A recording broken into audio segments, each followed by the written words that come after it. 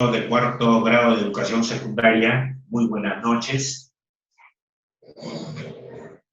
De repente yo entiendo, hay algunas preocupaciones por parte de ustedes porque no conocen mi método, ni mi técnica, ni mi estrategia de enseñanza. Mucho me hubiera gustado desde el primer día de clases hasta diciembre estar con ustedes para que ustedes, para agarrar y exigirles que ustedes tengan que crear o tendrían que crear su propio método de estudio.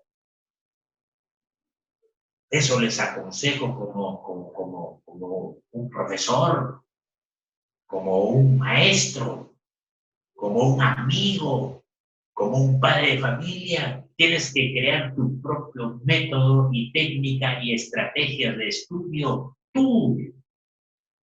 ¿Por qué vas a copiar del profesor? Tal como enseña el profesor, yo también quiero estudiar, y tal como enseña él, yo también quiero aprender. Vean su técnica y su método del profesor. Algunas veces hacemos eso. Yo también de repente me he quedado con algunos métodos de mis profesores de educación secundaria, y yo les decía a ustedes, cuando hablo de esta cosa, el mismo se me viene a la mente a mi profesor fulano de tal. ¿Se acuerdan ustedes de Javier Heró y de Jacob Heró? El papá fue Jacob Heró y el hijo Javier Heró, un gran poeta, un gran hombre culto, hombre moral, hombre inteligente, pero murió en el Valle de la Convención. ¿Qué tal para escribir poesías? Tenía una gran inspiración. Y eso no salió en los periódicos. Javier Heró, ahora que tienes tiempo, busca quién fue Javier Heró. Es un encargo que a ustedes les estoy dejando. ¿Quién fue Javier Heró? ¿Sí? Listo. Cultura y arte en la sociedad industrial. Cultura y arte en la sociedad industrial. Es decir, qué importancia tuvo la industria y tiene la industria y tendrá la industria gracias a la revolución industrial por Inglaterra. Una de las actividades dentro del campo de la cultura, tenemos el proceso de urbanización. La revolución industrial transformó en forma profunda las ciudades, claro. Se modernizaron las ciudades, pues. Se modernizaron gracias a la industrialización, las ciudades se modernizaron. ¿Por qué llamamos entonces Lima metropolitana? Porque es una ciudad moderna. Y así en Europa occidental. 2. Las ciudades europeas crecieron en forma vertiginosa. Una ciudad hermosa. Una ciudad que había utilizado y está usando y seguirá utilizando todos los aportes de la revolución industrial. Su población aumentó a cientos de miles al finalizar el siglo XIX. Las ciudades se convirtieron en ciudades modernas, pues, con todos los adelantos de la tecnología. Problemas que enfrentaron las ciudades, sin embargo, habían algunos problemas. Así como ahora lo tenemos siglo XXI, siglo XX, siglo XXI, así lo tenemos. Ahorita en San Juan del Lurigancho, por ejemplo, ¿qué está sucediendo en San Juan del Lurigancho? Y eso no me van a decir que no. Se convirtió en un tiempo en una laguna. ¿Qué pasa con los técnicos? ¿Qué pasa con los arquitectos? ¿Qué pasa con los especialistas? Problemas que enfrentaron las ciudades. Problemas de salubridad. Ciudades modernas y con problemas de salubridad en Europa Occidental. Ciudades modernas con hacinamientos. Y ciudades modernas con contaminación. Fíjense ustedes, el descuido de algunas autoridades posiblemente. Los gobiernos dotaron a las ciudades de servicios públicos, como por ejemplo, agua. Y nosotros, en el siglo que estamos viviendo, hay muchos pueblos, muchas ciudades donde hay carestía de agua potable. Dicen, los gobiernos dotaron a las ciudades de servicios públicos como agua, claro pues, luz, claro pues, alcantarillado, claro pues, transporte, claro pues, y embellecimiento de las ciudades, de las urbes. Fíjense ustedes, gracias a la industrialización. La industrialización tiene que marchar en forma paralela con el campo científico o el campo científico con la industrialización para que exista desarrollo. La arquitectura de las ciudades reflejó los avances de la modernización. Aparecieron nuevas construcciones. Claro. En Lima, por primera vez en el parque universitario, apareció, digamos, nueva construcción, un edificio de 20 pisos, que me quedé medio idiotizado y con la boca abierta.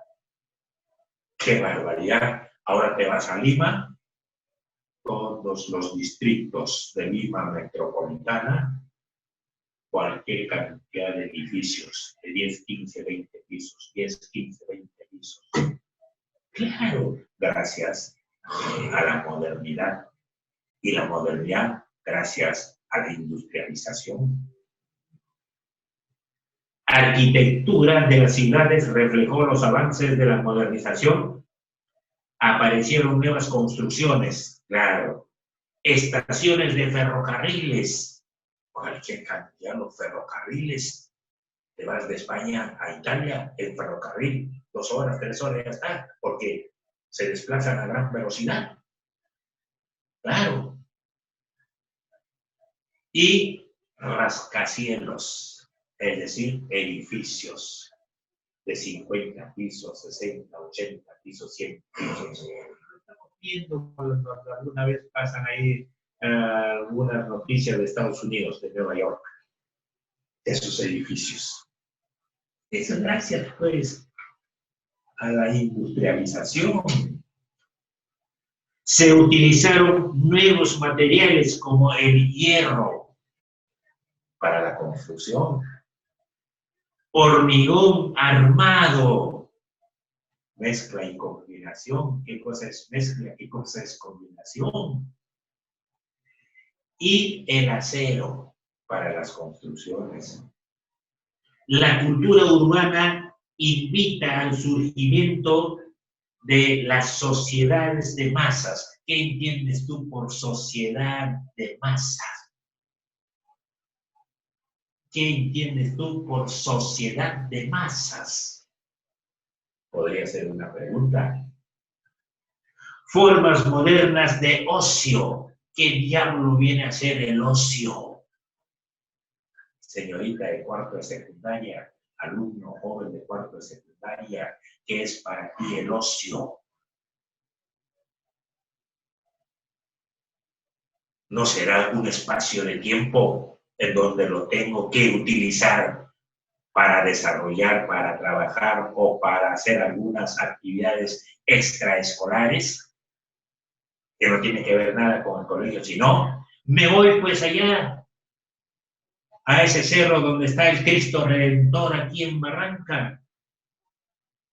Llevo mi libretita y mi lapicero y tomo asiento debajo de Cristo Redentor entre las 4 y 5 de la tarde y empiezo a escribir, a inspirarme el atardecer en la provincia de Barranca, en la costa de la provincia de Barranca. Empiezo a inspirarme, a escribir, no sé, una poesía épica, a eso se llama poesía épica, o una poesía lírica cuando me inspiro, etcétera, etcétera.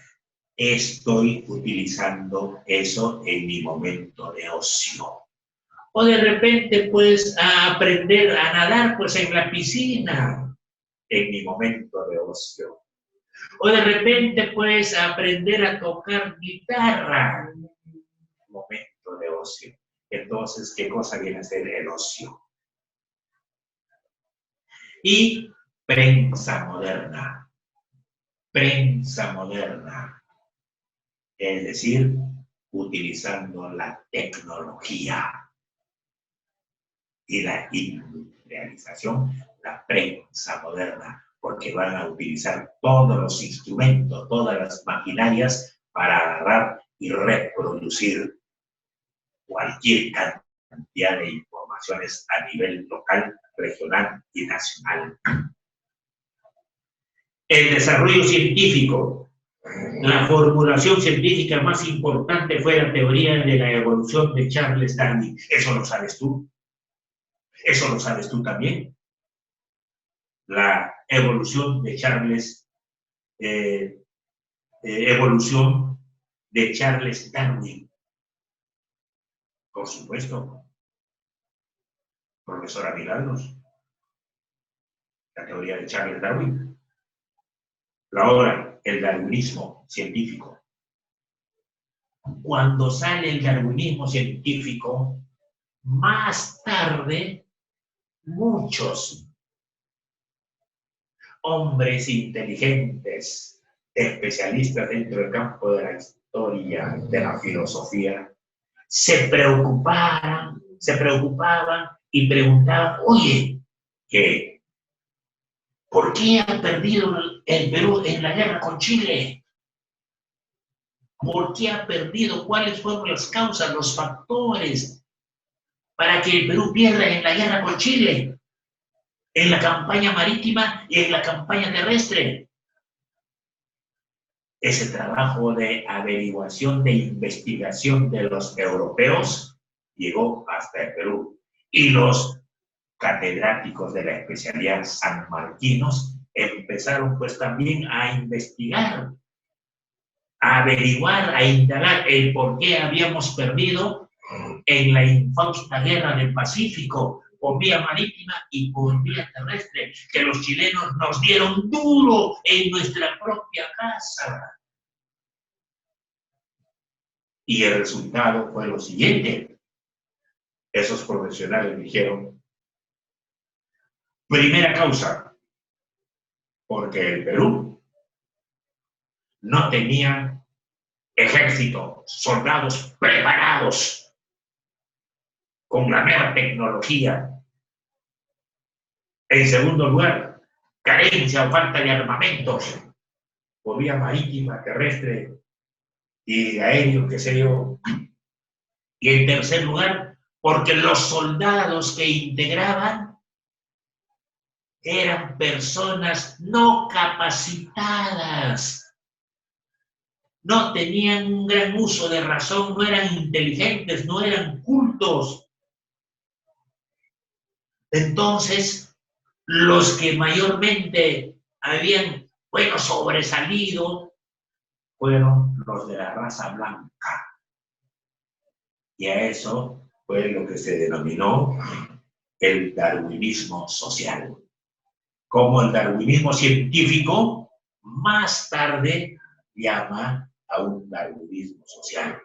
Yo cuando me pregunté a algunos alumnos, ¿estás de acuerdo con eso de que los mestizos, los indígenas y los africanos no tienen esa capacidad, no son inteligentes para razonar, para pensar, para meditar, para reflexionar? Por eso habíamos perdido la guerra con Chile. por nuestro ejército, nuestra Fuerza Armada. Y muchos de los alumnos y alumnas me dijeron, no puede ser eso. Eso es una especie, digamos, de falta de respeto a esos seres humanos. No puede ser, no sé, darwinismo científico y darwinismo social. ¿Dónde está la diferencia? A ver. En el campo de las ciencias sociales fue importante el positivismo de Augusto Comte, mi amigo Augusto Comte. Sostenía que las sociedades están reguladas por leyes que podrán ser descubiertas a partir del análisis social. Análisis social. A él se le considera como el padre de la sociología. ¿Y qué cosa viene a ser la sociología? ¿Será una ciencia que estudia qué cosa? ¿El origen y el desarrollo de la sociedad? No sé. A ver, preocúpate. ¿Qué cosa viene a ser la sociología? Tú, alumno y alumna. La expansión de la educación.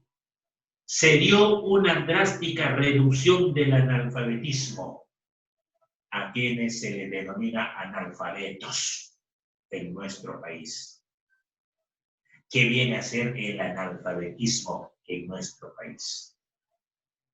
Yo leí por ahí, hasta los 15 años de edad, no se le puede considerar a una persona analfabeta. Si no sabe leer y escribir, no se le puede considerar porque tiene oportunidad todavía para agarrar, ir a la escuela, al colegio, a estudiar. A partir de los 16 años sí, ya se le considera analfabeto. Bueno, a ver, investiguen, a ver, averigüen, a ver, indaguen.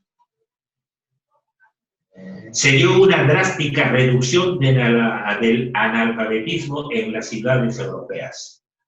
Si había un 50% de analfabetos, cuando aparece esta situación de la industrialización, ya reduce eso a 20%, a 15%, a 10%, etcétera, etcétera, etcétera. ¿Y cuáles fueron los factores para la reducción de esa cantidad de analfabetos? La industrialización. La industrialización, que tiene que marchar en forma paralela con la ciencia. Y el fortalecimiento del Estado y del secularismo. ¿Se acuerdan ustedes? Seguramente sus profesores les han hablado de la secularización. ¿No han escuchado ustedes a su profesor sobre la secularización? ¿Y qué viene a ser la secularización? La confiscación de los bienes de la Iglesia Católica por su mala y deficiente administración, pues. Entonces, ¿qué hizo el Estado? Vamos a confiscar los bienes de la Iglesia Católica. ¿Por qué? Por su mala administración. Y se terminó todo. El proceso de secularización fue la confiscación de los bienes de la Iglesia por parte del Estado. Factores, el proceso de urbanización. Iban creciendo las urbanizaciones. Daba miedo, así como el futuro Lima Sur. ¿No ven ustedes en su croquis? La legislación de la Revolución Francesa, la monarquía constitucional, normas, leyes, y el desarrollo y difusión de la mentalidad científica, la ciencia. La respuesta de la Iglesia Católica fue lo siguiente. En la encíclica, ¿qué cosa es una encíclica? Alumno, alumna de cuarto de secundaria. Encíclica, ¿qué viene a ser? Es un mensaje que realiza el Papa, exhortando, pidiendo al mundo capitalista, por decir, que tengan piedad por los obreros. que tengan piedad por los más pobres. Es una obra entonces que escriben los papas para exhortar, para hacer un llamado a los que tienen poder, que tengan preocupación por los pobres, por los abandonados, por los enfermos. A eso es lo que se llama la secularización, la confiscación de los bienes del Estado. Factores, eso es lo que se llama, encíclica. En el mundo católico, en la encíclica Rerum Novarum del Papa León XIII, criticó al socialismo. ¿Qué cosa viene a ser el socialismo? Es un principio ideológico, político. ¿Sí? Así como el comunismo, así como el liberalismo, etcétera, etcétera, etcétera. Criticó el Papa al socialismo por propugnar la lucha de clases. El socialismo ha estado propugnando la lucha de clases. Y cuando hablo de lucha de clases, se me viene a la mente, mi querido alumno y alumna, cuando estuve trabajando yo en Huaral, en el Colegio Andrés de los Reyes y los Naturales, en la hora del recreo, dos profesores se agarraron a golpes en presencia de los alumnos y de las alumnas. ¿Por qué se agarraron a golpes? Por discutir sobre la lucha de clases. Uno decía que no existe lucha de clases y el otro decía que sí existe lucha de clases. A las finales no se pusieron de acuerdo y se agarraron a golpes. Los alumnos y las alumnas, ay, Dios mío. Lucha de clases y la abolición de la propiedad privada. Propiedad privada, no. Propiedad colectiva, sí. Eso, el socialismo. Antes, como por ejemplo, durante el gobierno de Juan Velasco Alvarado, no se podía decir mi colegio. Tenía que decirse nuestro colegio, vuestro colegio, vuestra institución educativa, de nosotros. Será para todos. Eso es el socialismo, el comunismo. Tú no puedes decir, es mi empresa, es mi fábrica, es mi colegio, es de mi propiedad. No, eso es el liberalismo. Mientras que el socialismo es de nosotros. Es de nosotros. ¿Y quién administra? El Estado. En el socialismo, en el comunismo. Y en el liberalismo, ¿quién administra? Tú eres dueño de tu empresa. Tú eres el dueño de tu dinero. Tú eres el dueño de tus propiedades. Y se terminó todo. Ahí está la diferencia. El Papa Luis XIII criticó al socialismo por propugnar la lucha de clases y la abolición de la propiedad privada. Cuestionó, observó la injusticia del capitalismo por la precaria situación de la clase obrera. Fíjense ustedes, el capitalismo, ellos piensan y pensaban y piensan en seguir creciendo económicamente, que su empresa sigue creciendo y el pobre obrero explotado. ¿Sí?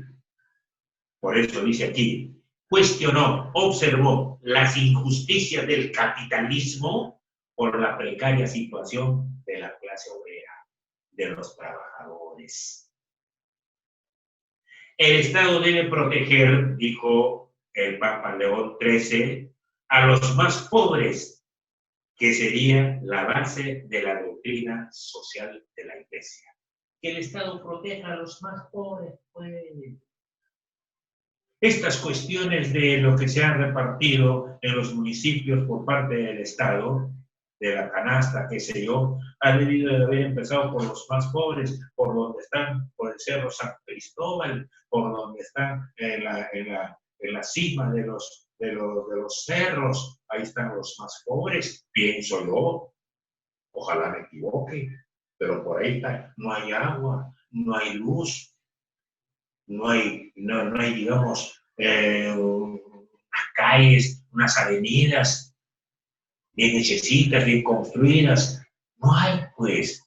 Entonces, por ahí ha debido haber empezado de arriba hacia abajo.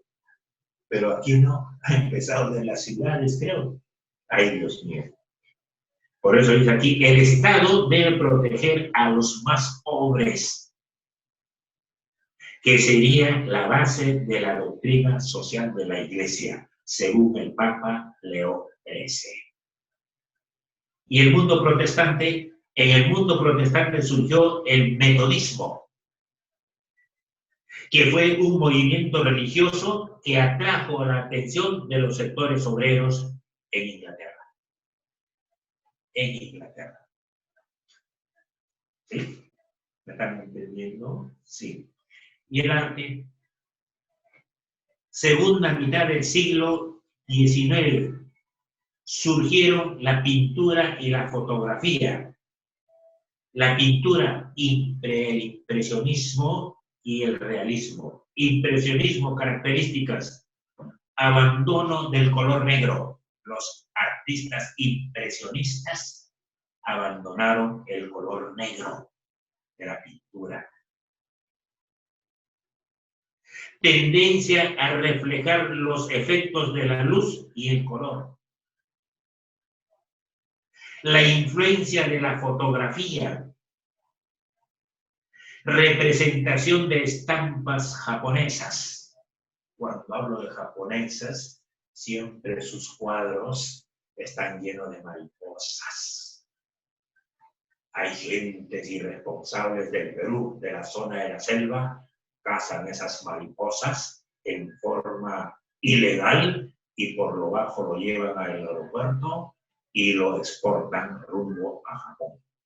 Por eso los japoneses compran bastante esto, para los adornos, pues para los chifas, para sus tiendas comerciales, pues ahí los tienen de adorno. ¿O no se han dado cuenta ustedes? Claro, pues.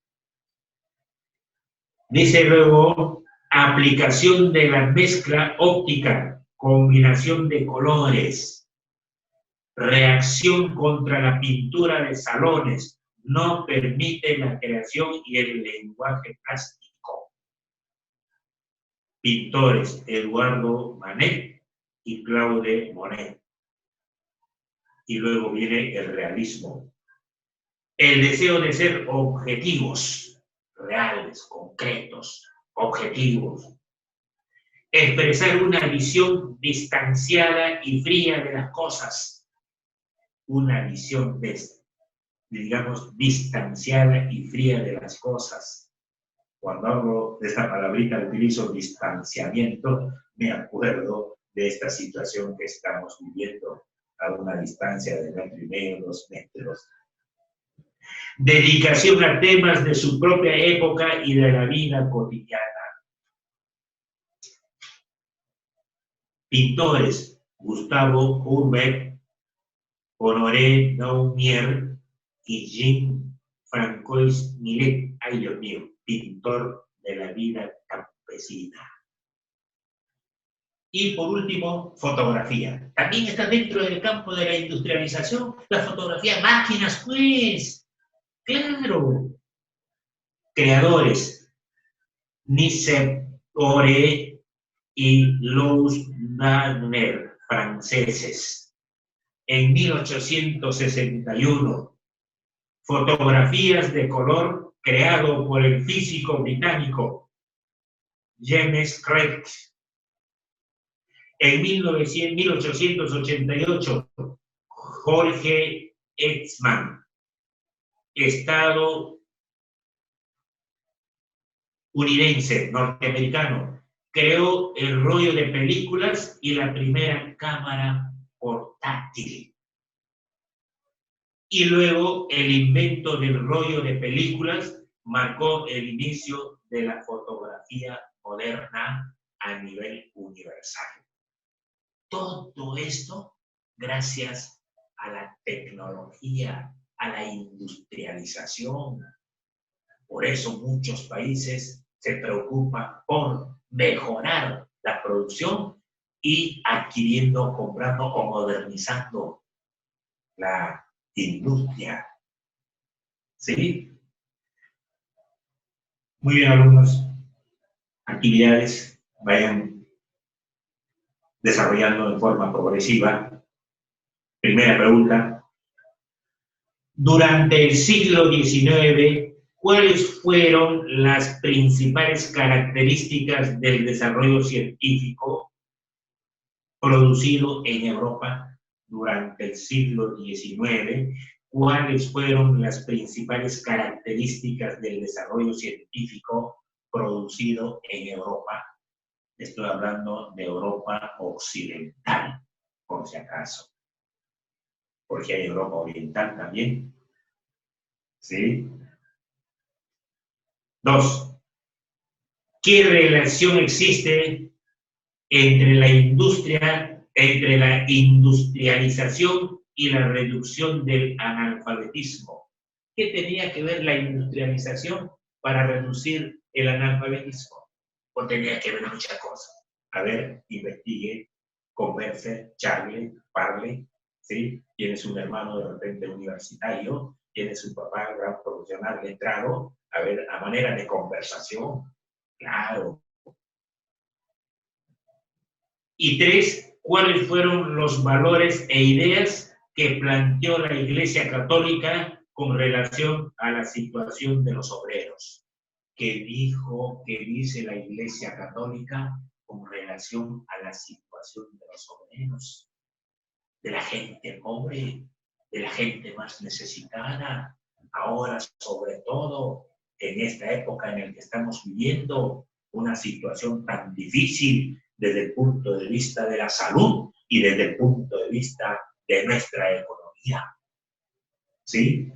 Eso que nos invite a una gran reflexión, a una gran meditación, por favor, jóvenes alumnos y alumnas. Muchas gracias. Chao.